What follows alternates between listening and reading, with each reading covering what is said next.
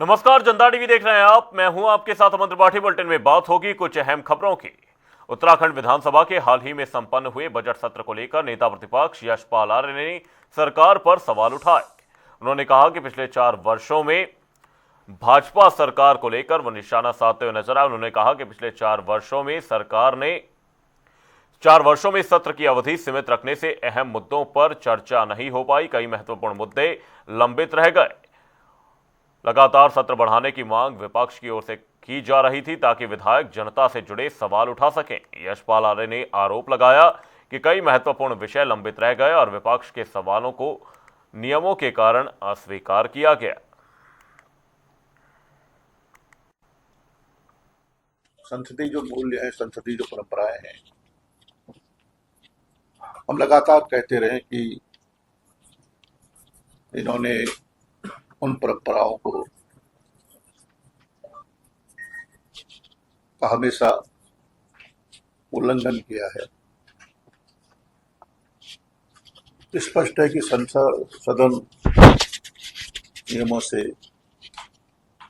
स्वस्थ परंपराओं से और कार्य संचालन नियमावली से संचालित होता है। संविधान की विभिन्न धाराओं से संचालित होता है। लेकिन लगातार और इस बार भी उन संसदीय मूल्यों की, परंपराओं की, कार्य संचालन नियमावली की अनदेखी की गई और आधार कहा गया कि आधार संख्या बल है। कार्यमंत्रणा समिति की बैठकों में भी संख्या बल और बहुमत को आधार बनाया गया।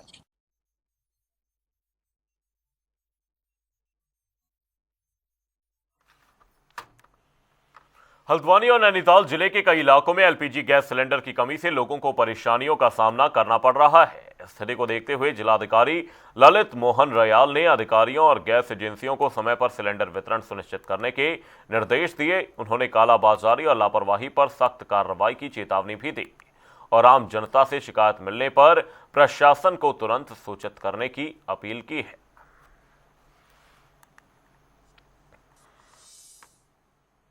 ये घरेलू गैस कनेक्शन को लेकर आईओसी ने गाइडलाइंस जारी की हैं कि जो 15 दिन का इंटरलॉकिंग पीरियड था उसको 25 दिन कर दिया गया है। उनकी जो वेबसाइट है उसमें कुछ इशू आने की वजह से पैनिक क्रिएट हुआ है। गोडाउन्स की तरफ लोगों की आमोदरफ्त देखी गई कि सिलेंडर लेके खुद जाने लगे, तो उसको लेके गैस एजेंसीज हमारे जनपद में 25 हैं। आईओसी के जो अधिकारी हैं उनसे भी वार्ता हुई है। तो जो हमारे पास स्टॉक है उसमें बुकिंग के लिए निकटवर्ती गैस एजेंसी में उपभोक्ता जा रहे हैं। नागरिकों से, उपभोक्ताओं से अपील की गई है कि थोड़ा संयम और धैर्य बरतें। होम डिलीवरी पॉइंट जो उनका पूर्व से निर्धारित है वहीं पर गैस एजेंसी गैस का वितरण करने आएगी। आज भी आईओसी के रिप्रेजेंटेटिव से हमारी बात हुई है। जो हमारा बैकलॉग चल रहा है उसकी आपूर्ति के लिए हमने उनसे आग्रह किया है। कमर्शियल गैस सिलेंडर में ज़रूर इशू आ रहा है। केंद्र सरकार से ही एसेंशियल कमोडिटी एक्ट में जो शैक्षणिक संस्थान हैं और जो चिकित्सालय हैं, मेडिकल कॉलेज हैं, उनको अविरल आपूर्ति कराने के निर्देश।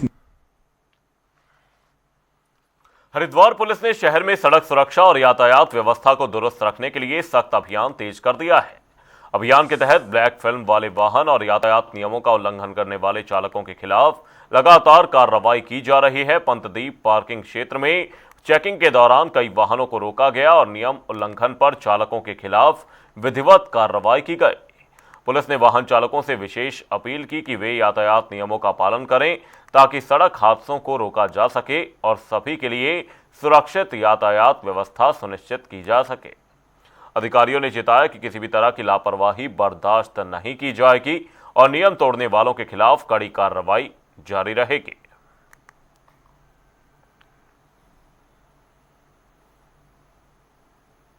भगवानपुर मंगलौर नेशनल हाईवे पर पनियाला गांव के पास हरियाणा रोडवेज की बस और एलपीजी सिलेंडरों से भरे एक ट्रक के बीच भीषण टक्कर हो गई।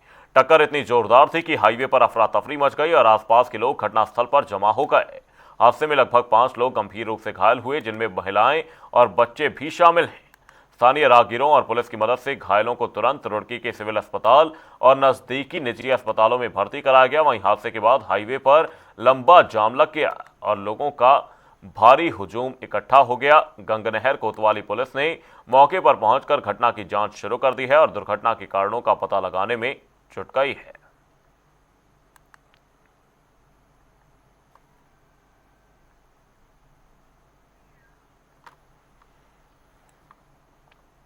हरिद्वार के हर की पैड़ी के पास सुभाष घाट पर देर रात एक भयावह हादसा पेश आया। नहाते समय 27 वर्षीय उत्सव जौहरी, जो दिल्ली से हरिद्वार घूमने आए थे, गंगा के तेज बहाव में बह गए। घटना का वीडियो सोशल मीडिया पर वायरल हो रहा है, जिसमें युवक को तेज धाराओं में बहते हुए देखा जा सकता है। पुलिस और जल पुलिस ने सर्च ऑपरेशन तेज कर दिया है और गोताखोरों की टीम लगातार युवक की तलाश में जुट गई है। परिवार में गहरा मातम पसरा है और प्रशासन ने लोगों से गंगा में नहाने के दौरान विशेष सावधानी बरतने की अपील की है।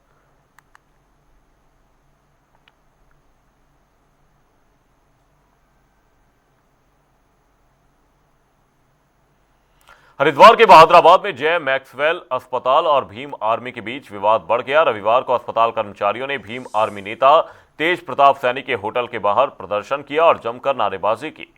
कर्मचारियों का आरोप है कि एक मरीज की मौत के बाद भीम आर्मी कार्यकर्ताओं ने अस्पताल परिसर में जमकर उत्पात मचाया। वहीं प्रदर्शन के दौरान हाथापाई की कोशिश भी की गई, लेकिन पुलिस ने तुरंत स्थिति को नियंत्रित किया। क्षेत्र में अतिरिक्त पुलिस बल तैनात कर दिया गया है और मामले की जांच जारी है।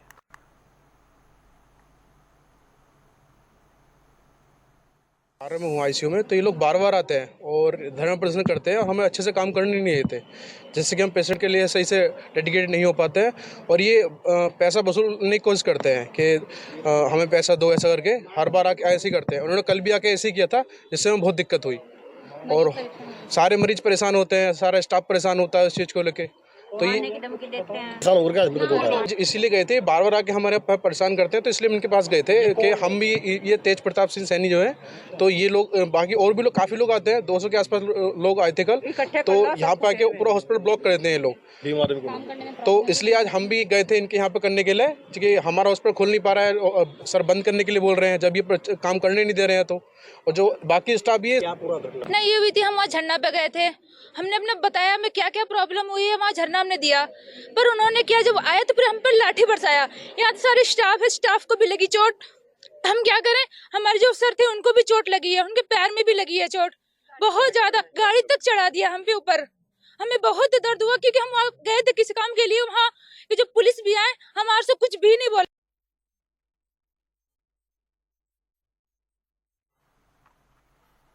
लंढौरा में रुड़की लक्सर मार्ग पर रोजाना जाम और अतिक्रमण की समस्या को देखते हुए प्रशासन ने बड़ा अभियान चलाया। स्कूलों की छुट्टी और रोजा इफ्तारी से पहले सड़क पर जाम की स्थिति आम हो जाती थी, जिससे आम जनता परेशान थी। तहसील प्रशासन और नगर पंचायत की संयुक्त टीम ने बुलडोजर और जब्ती कार्रवाई के माध्यम से अवैध कब्जे हटाए।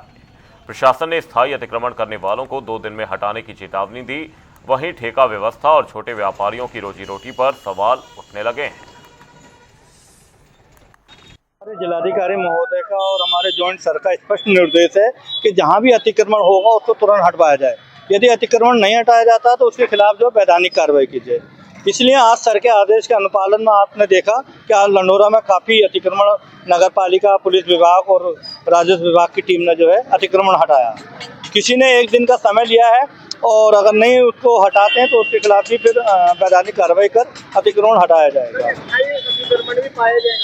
उसके लिए जो स्थायी के लिए अभी नगर पालिका को निर्देशित कर दिया गया है कि इनके खिलाफ जो है वैधानिक कार्रवाई करें, ताकि जो है ये अतिक्रमण।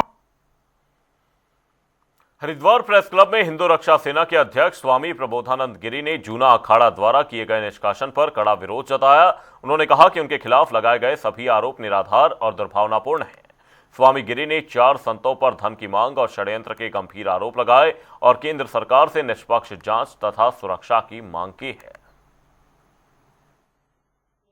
करने की इसलिए बड़ी कि धर्म समाज में विशेष रूप से जूना अखाड़े के 4 तथाकथित पदाधिकारी प्रेमगिरी, हरिगिरी और मोहन भारती, नारायण गिरी, इन्होंने गैंग बना करके जूना अखाड़े का सर्वनाश कर दिया है। तो जूना अखाड़ बचना चाहिए, जूना अखाड़े की प्रतिष्ठा बचनी चाहिए, जूना अखाड़े को और समाज के लोगों को इनका बहिष्कार करना चाहिए। सरकार को इनके अवैध कार्यों की जांच करनी चाहिए।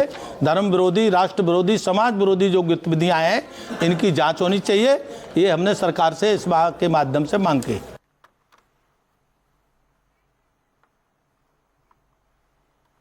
वक्त एक छोटे से ब्रेक का। ब्रेक के उस पार जल्द लौटेंगे।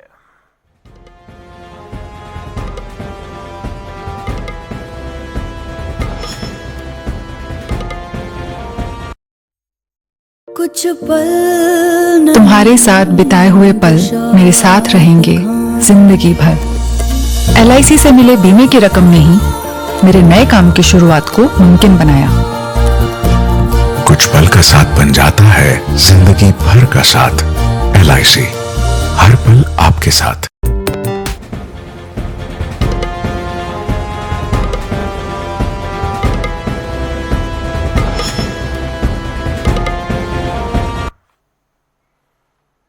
पिथौरागढ़ के सीमांत क्षेत्र बंगापानी तहसील से एक हृदय विदारक घटना सामने आई है, जहां अनियंत्रित इनोवा कार गहरी खाई में जा गिरी, जिससे वाहन में सवार 3 व्यक्तियों की मौके पर ही मौत हो गई, जबकि एक अन्य व्यक्ति गंभीर रूप से घायल है। आपदा कंट्रोल रूम से प्राप्त सूचना के अनुसार यह भीषण दुर्घटना उमरगढ़ा के पास एन बैंड पर घटित हुई।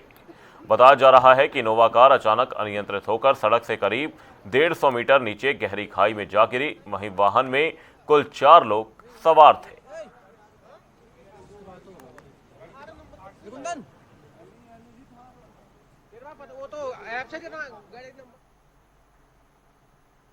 आगामी 19 अप्रैल से शुरू होने वाली 4 धाम यात्रा की तैयारियों को लेकर जिलाधिकारी प्रशांत आर्य ने यमुनोत्री धाम की यात्रा व्यवस्थाओं का स्थलीय निरीक्षण कर जायजा लिया। जिलाधिकारी ने यमुनोत्री राष्ट्रीय राजमार्ग पर पालीघाट से जानकी चट्टी तक निर्माणाधीन सड़क चौड़ीकरण कार्यों के साथ ही सयाना चट्टी में चैनलाइजेशन कार्यों, यमुनोत्री पैदल मार्ग और यात्रा मार्ग पर उपलब्ध मूलभूत सुविधाओं और व्यवस्थाओं का निरीक्षण करते हुए संबंधित अधिकारियों को जरूरी दिशा निर्देश दिए।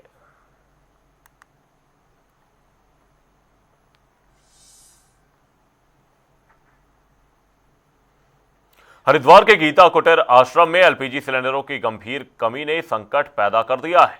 इस आश्रम में सैकड़ों साधुओं को मुफ्त भोजन उपलब्ध कराया जाता है, लेकिन रसोई में बचा हुआ गैस केवल कुछ ही सिलेंडरों तक सीमित है। आश्रम के अधिकारियों ने चेतावनी दी कि अगर जल्द नए सिलेंडर उपलब्ध नहीं कराए गए तो भंडारे की सेवा अस्थायी रूप से बंद करनी पड़ सकती है। प्रशासन और संबंधित एजेंसियों को इस पर तुरंत ध्यान देने की आवश्यकता है, ताकि आश्रम की मुफ्त भोजन सेवा निरंतर बनी रहे और साधुओं को किसी भी प्रकार की कोई परेशानी ना हो। जहां एक और देश कमर्शियल LPG सिलेंडरों की सप्लाई में आई रुकावट से जूझ रहा है, वहीं उत्तराखंड के पवित्र शहर हरिद्वार में स्थित गीता कुटीर आश्रम के सामने भी एक गंभीर संकट खड़ा हो गया है।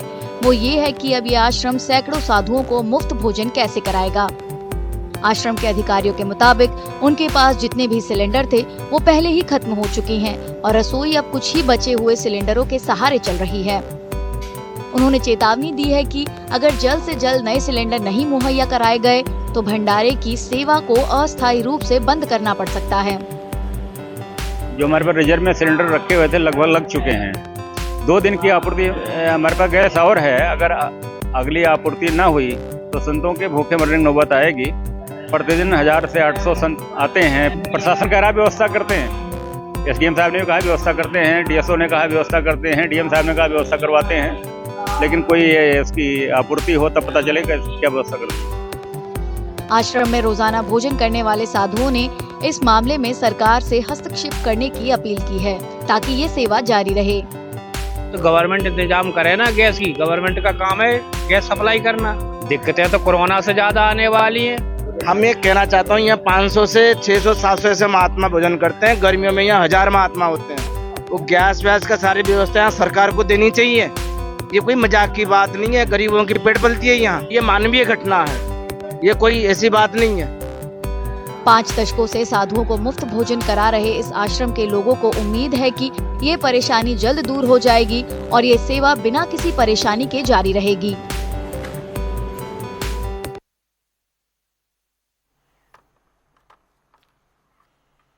खटीमा में रसोई गैस वितरण व्यवस्था को लेकर प्रशासन और गैस एजेंसी संचालकों के दावे जमीन पर फेल होते हुए नजर आ रहे हैं। गैस सिलेंडर के लिए उपभोक्ताओं को लंबी लाइनों में लगना पड़ रहा है और पूरे दिन इंतजार के बाद भी कई लोगों को सिलेंडर नहीं मिल पा रहा। शहर की निजी गैस एजेंसियों पर सुबह से ही भारी भीड़ देखी जा रही है, जबकि होम डिलीवरी सिस्टम भी फिलहाल फेल होता हुआ नजर आ रहा है। ऑनलाइन बुकिंग में दिक्कतों के कारण उपभोक्ताओं को एजेंसी और गोदाम के चक्कर काटने पड़ रहे हैं। वहीं प्रशासन जहां गैस किल्लत को अफवाह बता रहा है, वहीं आम जनता महंगाई और सिलेंडर की कमी से परेशान दिखाई दे रही है। और जैसा भी आपने अभी जैसे शब्द बोला कि ये आपाधापी जो चल रही है, ऐसा कोई भी स्थिति नहीं है। केवल बुकिंग को लेकर जनता परेशान है, नहीं तो गैस सभी को मिल रही है। और सब आपके इस वीडियो के माध्यम से मैं जनता से ये भी कहना चाहती हूँ कि सभी लोग अभी संयम बरतिए, कोई भी पैनिक होने की कोई आवश्यकता नहीं है। केवल बुकिंग है तो हमें भी ऊपर से निर्देश आया है कि आप लोग मैनुअल कार्य करें, तो हम लोग सबको अब मैनुअल पर्ची दे रहे हैं और इनका रजिस्टर वहाँ पर मेंटेन हो रहा है। तो गैस की जो डिलीवरी पहले आ रही थी उतना ही गैस आ रही है अभी? गैस बिल्कुल भरपूर मात्रा है। जैसे हमारे पास कल हमारे 130 सिलेंडर बचे थे, उसके बाद मेरे पास 630 की गाड़ी आई है, तो टोटल जो था उसमें से मेरे पास मतलब कल हमने इतना वितरण किया है। तो जैसा भी अभी आपको पता ही है कि युद्ध जो चल रहा था, तो लोगों के अंदर ऐसा हो गया कि हम लोग एक सिलेंडर हमारा भरा है और हम एक और भर कर रखे, तो ये जो स्थिति बन रही है, तो इसी की वजह से ये परेशानी का सामना हो रहा है। और ऐसा कुछ नहीं है, और अभी आने वाले 2-4 दिन में हम लोग गाँव में भी गैस भेजेंगे। सुबह से हूँ मैं गैस के लिए यहाँ आया हुआ। अब यहाँ जनता देखो त्राही हो रही है, और हमारे जो उप जिलाधिकारी महोदय तुषार सैनी जी कह रहे थे कल कोई गैस की किल्लत नहीं है। और देखो ये हाल देखो, यहाँ पर हमारे मजिस्ट्रेट साहब घर में सोए हुए हैं, और यहाँ अगर व्यवस्था अगर वो आते सुचारू रूप से, छुट्टी नहीं बनाते, तो शायद हो सकता था कोई इंतजाम हो, लेकिन सब अधिकारी घर में जो है आराम फरमा रहे हैं और जनता बेचारी परेशान है। तो आपको लगता है कि जो दावे किए जा रहे हैं हवा हवाई हो रहे हैं? नहीं, ये दावे बिल्कुल गलत हैं, केवल हवा हवाई है, केवल ये झूठ बोलते हैं और इनका कोई काम नहीं है। आप धरातल पे जाओ तो पता चलेगा कि वास्तविकता क्या है।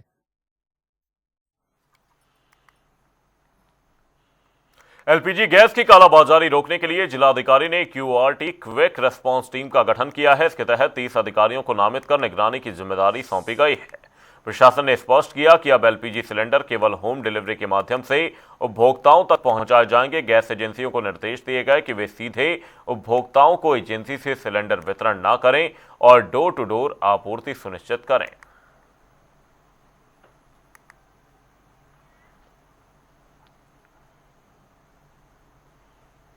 उत्तरकाशी सहित प्रदेश के उन लोगों का विवरण मांगा गया है जो पश्चिम एशिया के विभिन्न देशों में रह रहे हैं और भारत वापस आना चाहते हैं। इस संबंध में प्रशासन ने संबंधित अधिकारियों को निर्देश जारी किए हैं। वहीं प्रशांत आर्य ने बताया कि शासन के निर्देश पर ऐसे प्रवासियों का डेटा जुटाया जा रहा है जो यूएई, सऊदी अरब, कतर समेत अन्य देशों में रह रहे हैं। उनके परिजनों से जानकारी एकत्र की जा रही है और ईमेल के माध्यम से भी विवरण भेजा जा सकता है। वो प्रोसेस शुरू हुआ है जिसमें खाड़ी देशों में या मिडिल ईस्ट में जो यहाँ के नागरिक हैं, भारत के नागरिक या उत्तराखंड के नागरिक हैं या उत्तरकाशी के नागरिक, उनको लाने के लिए एक हमने अपना नंबर सिस्टम है, हमारा ईमेल है और एक परफॉर्मा हॉटलाइन है, मतलब वो है परफॉर्मा है, उसको हमने जारी करा है। अब जिस तरह से अभी दिया है सूचनाएं जो आएंगी, तो उसमें अभी वर्तमान में कोई दिक्कत नहीं है। जैसे भारत सरकार के लेवल पे भी ये मॉनिटरिंग की जा रही है और हम लोग भी समय से सूचना दे रहे हैं, तो ये प्रोसेस अब शुरू कर दिया है। हरिद्वार के सिडकुल क्षेत्र में पुलिस ने शराब पीकर हुड़दंग मचाने वालों के खिलाफ सख्त कार्रवाई की है। नवनीत सिंह के निर्देश पर चलाए जा रहे अभियान के तहत थाना सिडकुल पुलिस ने सार्वजनिक स्थानों और ढाबों पर छापेमारी कर 65 लोगों को पकड़ लिया है। नितेश शर्मा के नेतृत्व में हुई इस कार्रवाई में आरोपियों के खिलाफ 81 पुलिस एक्ट के तहत कार्रवाई करते हुए 16,250 रुपए का संयोजन शुल्क वसूला गया। पुलिस ने सभी को सख्त चेतावनी दी कि दोबारा शराब पीकर उपद्रव करने पर कड़ी कानूनी कार्रवाई की जाएगी। वही खड़े हो।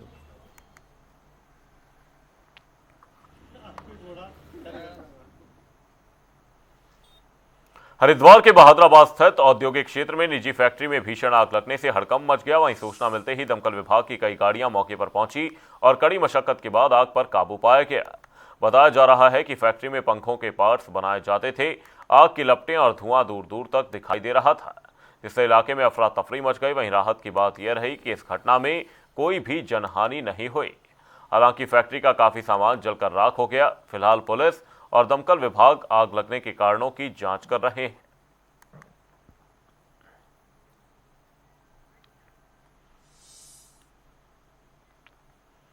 बुलेटिन में फिलहाल के लिए सिर्फ इतना ही। रुकेंगे एक छोटे से ब्रेक के लिए। देखते रहिए जनता टीवी।